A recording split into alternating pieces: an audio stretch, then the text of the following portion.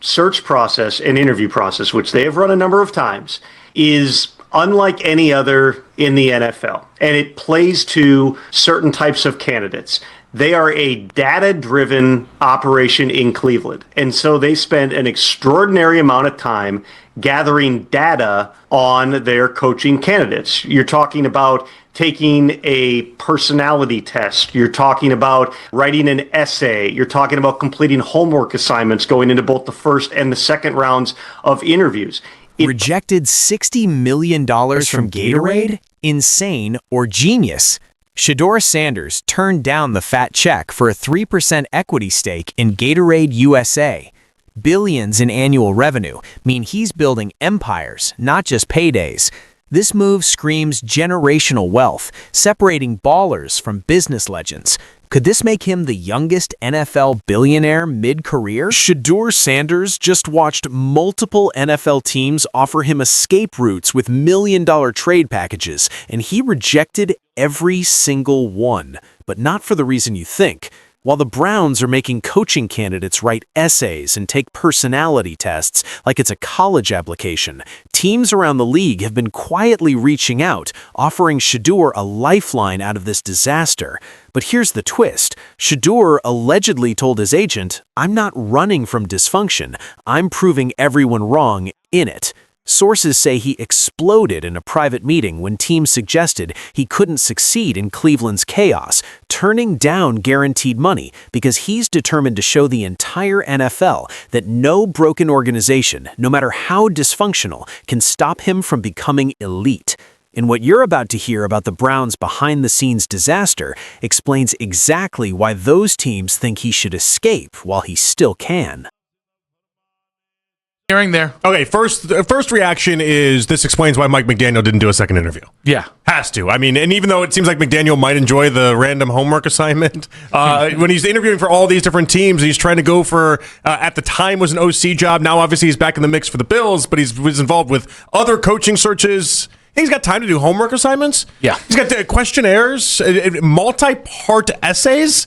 Who do they think they are? I understand a personality test. What are they trying to accomplish? I understand a personality test. Look, I need you to understand what's actually happening in Cleveland right now, because it's way worse than anyone's reporting. And the fact that Shedeur Sanders is choosing to stay in this mess, that tells you everything about his mentality and why he's going to prove every doubter wrong.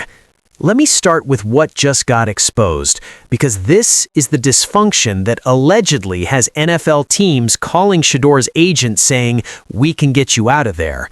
Tom Pelissero went on the Rich Eisen show and dropped an absolute bombshell about how the Browns conduct their coaching search. And when I tell you this is insane, I'm not exaggerating. This is certified, documented, verifiable insanity. The Browns are making coaching candidates, grown men who've spent decades in the NFL, take personality tests, write essays, complete homework assignments between interview rounds.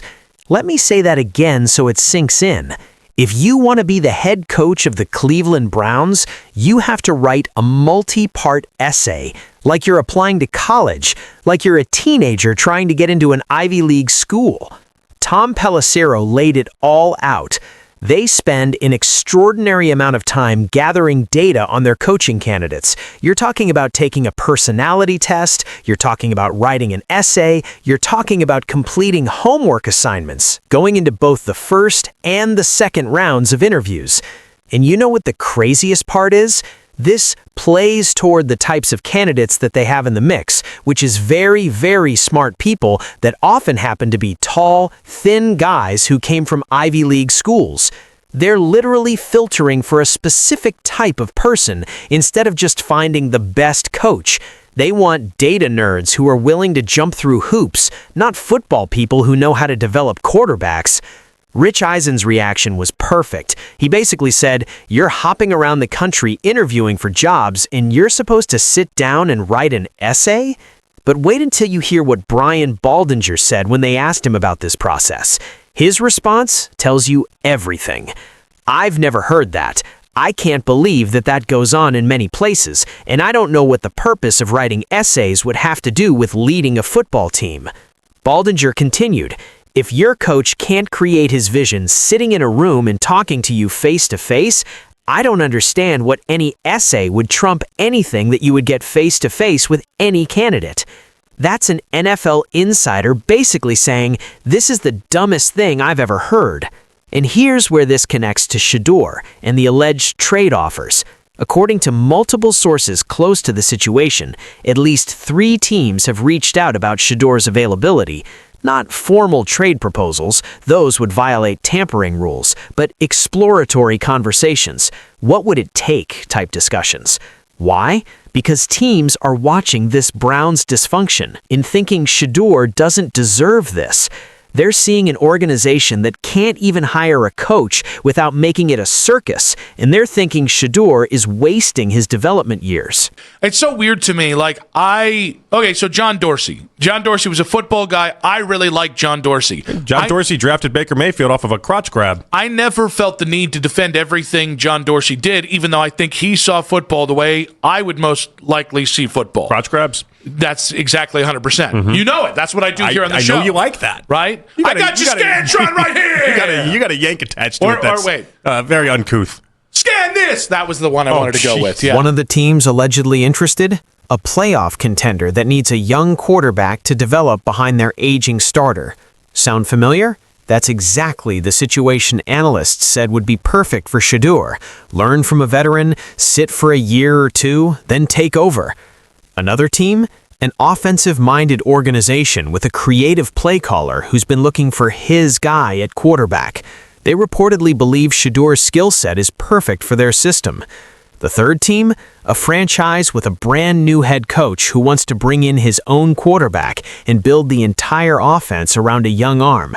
All 3 teams have allegedly made it known through back channels that they'd be willing to give up significant draft capital, multiple picks, including potential 2nd or 3rd rounders to acquire Shedeur.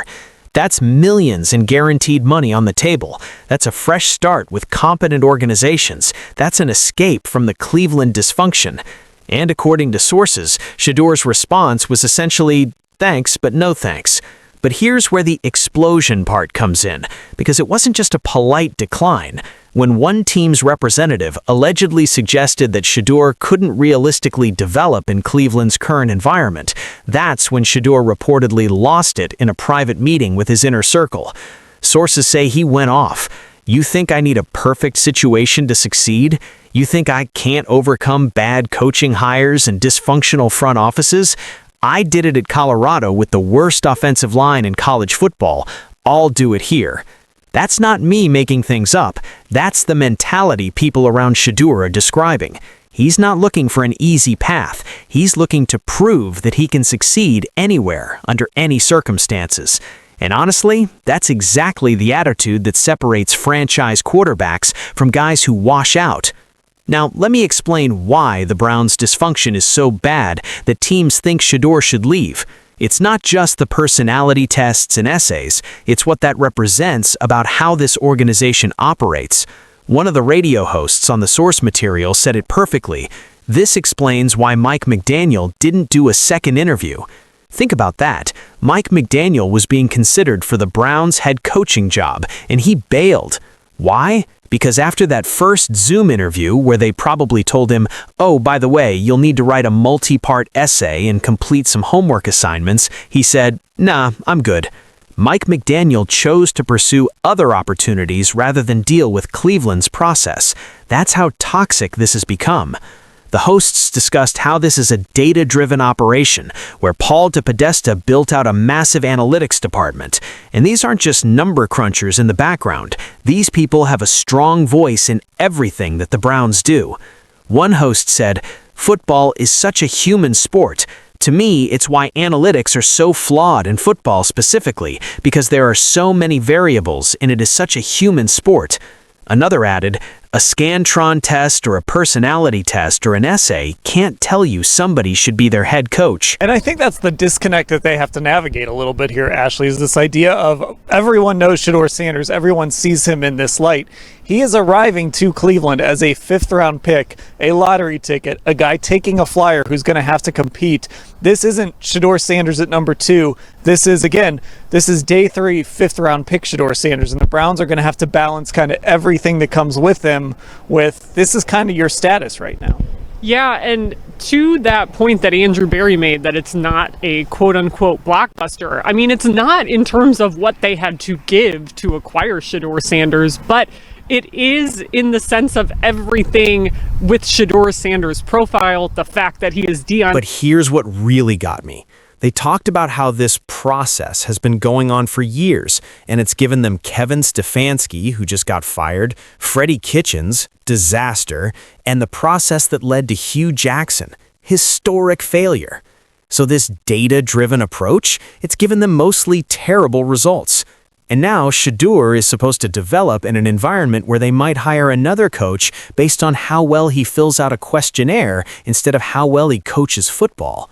That's why teams are calling. That's why they're offering escape routes, because they see a talented young quarterback being wasted in an organization that values Scantron tests over actual football knowledge.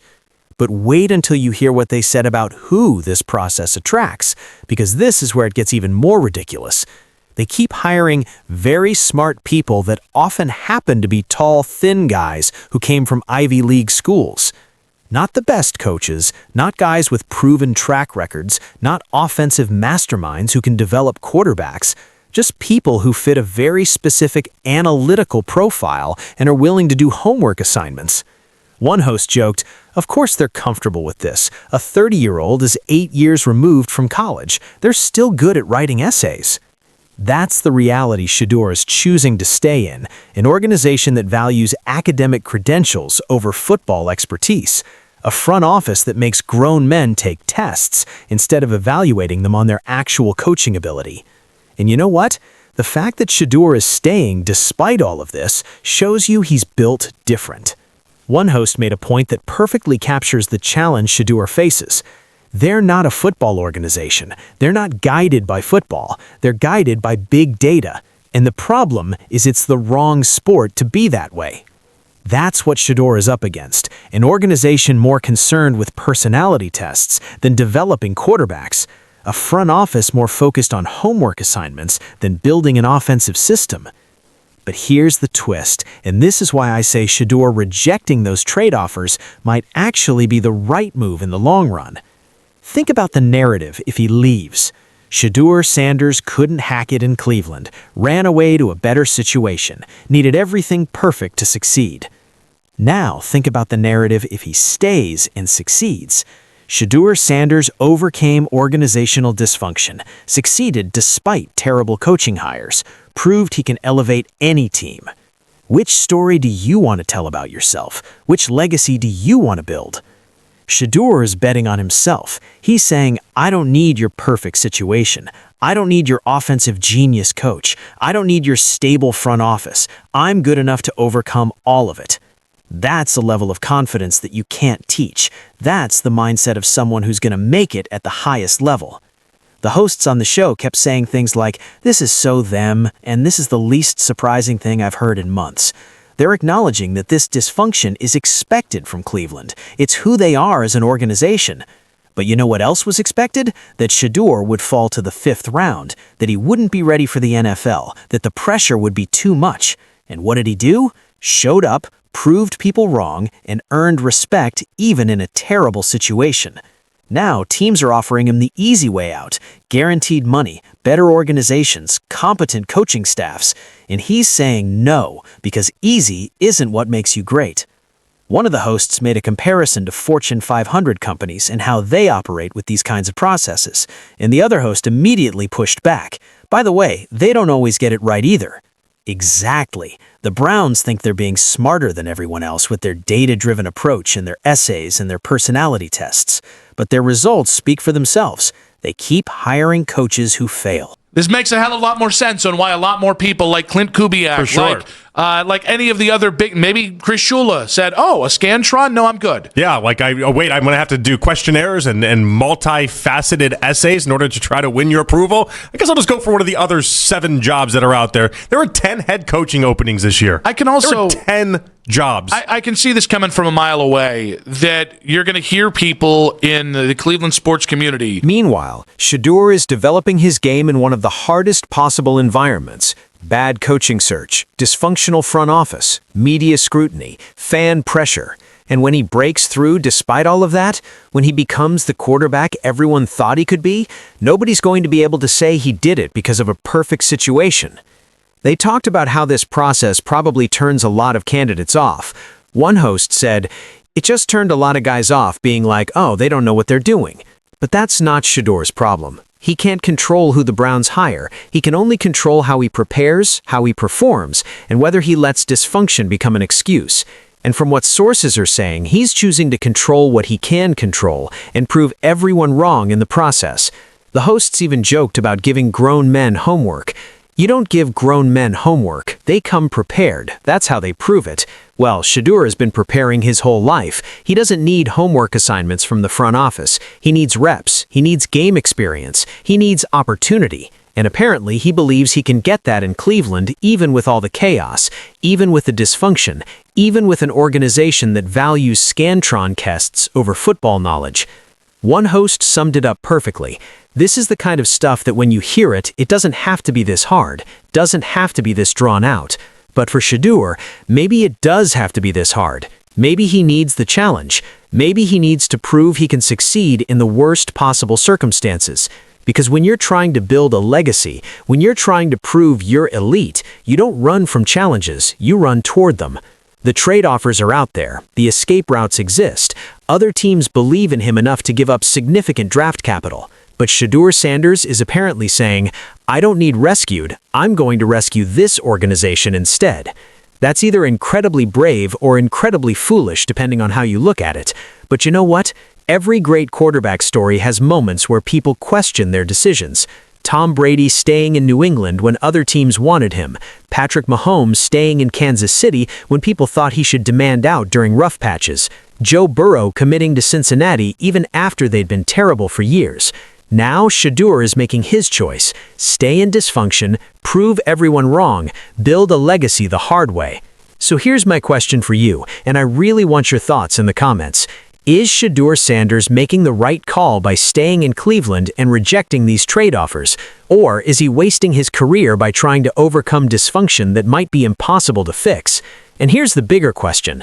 If the Browns hire another coach based on how well they fill out personality tests instead of how well they coach football, can Shedeur actually succeed? Or is he fighting a losing battle? Shedeur Sanders is betting on himself in the hardest possible environment. Teams are offering him millions to escape, and he's saying no because he's determined to prove he can succeed anywhere. That's either the confidence of a future superstar or the stubbornness of someone who doesn't know when to quit. Only time will tell which one it is. Drop your thoughts below. Tell me if you think Shedeur should take one of these trade offers, or if staying and proving everyone wrong is the right move. And if you want to stay ahead of all the Shedeur Sanders drama, all the Browns dysfunction, all the behind-the-scenes chaos other channels aren't covering, hit that subscribe button right now, because this story is just getting started.